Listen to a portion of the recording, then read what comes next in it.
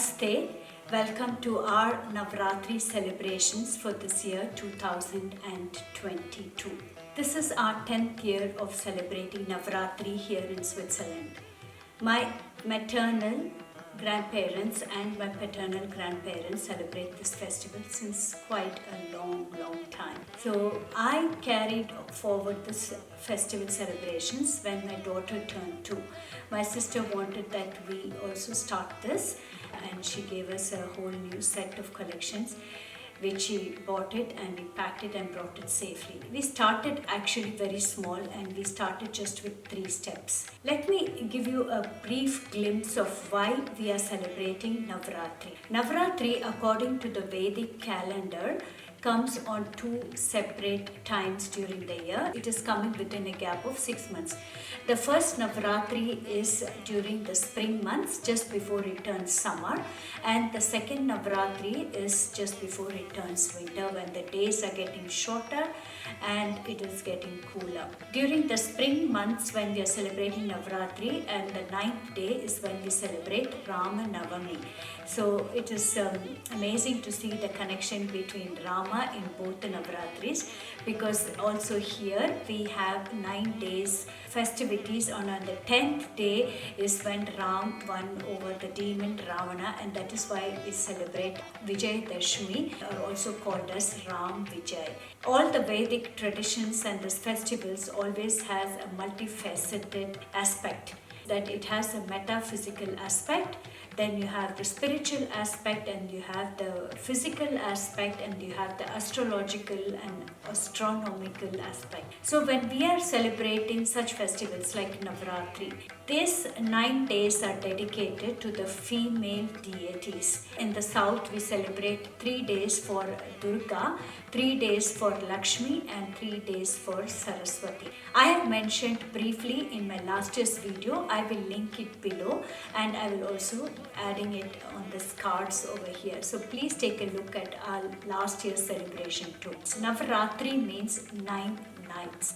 During these 9 nights, the astrological and the astronomical constellations are so beautifully placed for you to attain very quickly your goal of spiritual upliftment and enlightenment. So fasting is ideal for these days. I keep a fast on these days, and I eat once a day, and sometimes I do take some prasad in the evening after we do the offering. The other aspect of fasting is during the spring and the fall months is when it is also very conducive for detoxing your body. You see the Vedic tradition is so wonderful. It is not just a superstition, it has a very scientific purpose also. During this time when you're fasting, you're automatically detoxifying your body and you're purifying your body. And fasting also purifies your mind, and also you can do many of the spiritual sadhanas and practices which can help during this time for you to attain your goal much faster.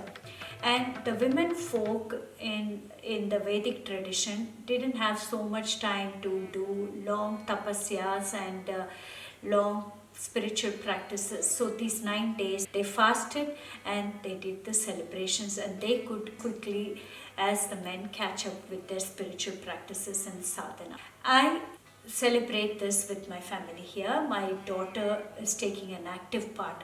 Although this year she has school during this time, and unfortunately her school holiday starts only after the festivities are over. So she helped me in unpacking and setting up the arrangement here, and she did a little bit of the park, but in the end I had to finish it off because she was in school. We were in India last year after Navaratri, and my sister had bought a few new sets for us, and we could carry some of it. I did have excess baggage, and I have also changed how I have done the steps this year. The past few years we had only 3 steps. That's because I made it with whatever space I had, but I decided already last year I'm going to change the way I do the steps. What I did this year was I made 7 steps. 7 is also the traditional way my family did in India. And the number 7 is also very, very auspicious. In the Vedic tradition or in the Hindu tradition, we have 7 hills, and then we have 7 continents, then we have the 7 chakras. Like our body has all these energy points, which are the chakras. I will not go into too much detail of all this because there's so many videos and posts and books detailing the different aspects of all our chakras in our body. And the beauty of this is when you're practicing Kundalini Yoga, you go through the cleansing process of each chakra and you raise your Kundalini. So steps also signifies the 7 chakras, and the transmigration of the soul also undergoes 7 stages. So ultimately, everything is connected. Metaphysical aspect, the physical aspect, the religious aspect, and the spiritual aspect are all connected. This is the beauty of the Vedic tradition. So let me take you through each step of what I did and what is new in our collection this year. The first step, I have placed Lakshmi and Narayana as usual, and I have also a small Andal. Andal is also a form of Lakshmi. If you know the story of Sri Ranganatha, you know that Andal took birth in the human form and then she merged with Sri Ranganatha. I have 2 Andals. I have a small one and then I have a bigger one. So I placed the smaller one next to Lakshmi and Narayana. And the second step, I placed Dashavatara. Dashavatara are the different avatars Lord Vishnu took in this earth to vanquish the demons, and the last one is yet to come, Kalki.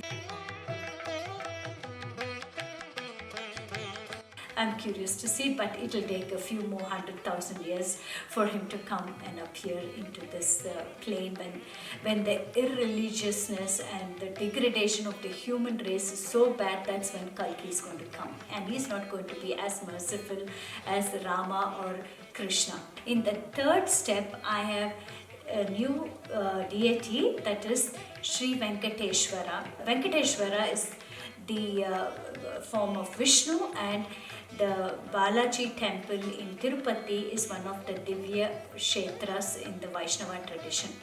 So we have him on the second step, and beside him I have also Gaja Lakshmi, and beside also I have a bigger Andal placed next to him. Then we have 2 of the wooden Lakshmi and Narayana couple. This is the set which is given to me by my family when I got married, so that I can start my collection. I have somehow 3 sets of them.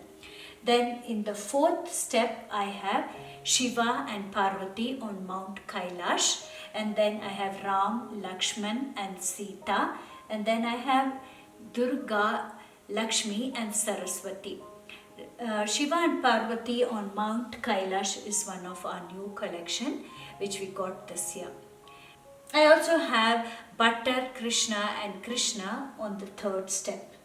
Then I have also little Ganesha, and then some small little side decoration in the fourth step.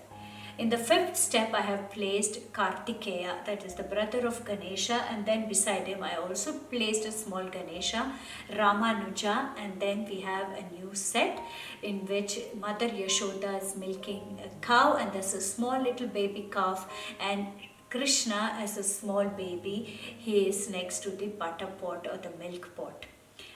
Sixth step, South Indian wedding set. I thought it's better to shift it there because every year it gets kind of lost in the park.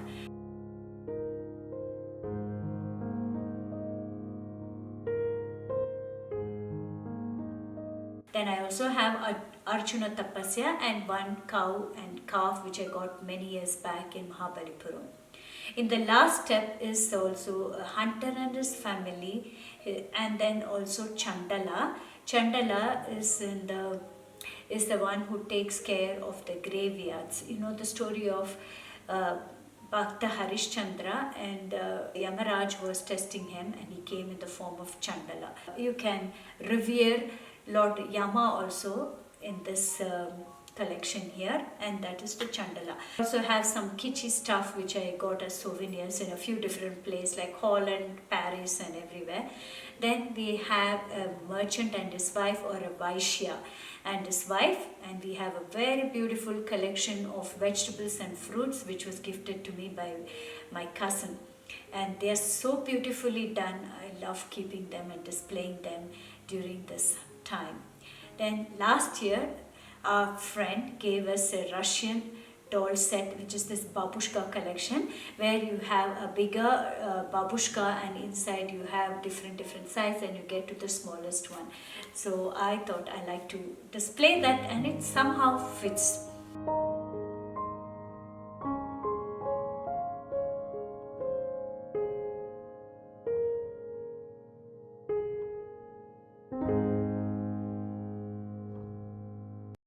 Let's move on to the park decoration area.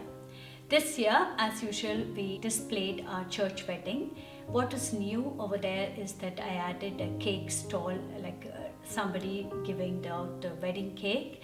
And then we have also a farm, a pony farm, and some small little new animals which I added to the collection. My daughter also wanted to add some unicorn over there. We also added some fantasy decorations over there, and then as usual I have some village scene. And this year for the lighting I used these wired LEDs over the steps decoration, and in the park as before I have this normal LED lighting.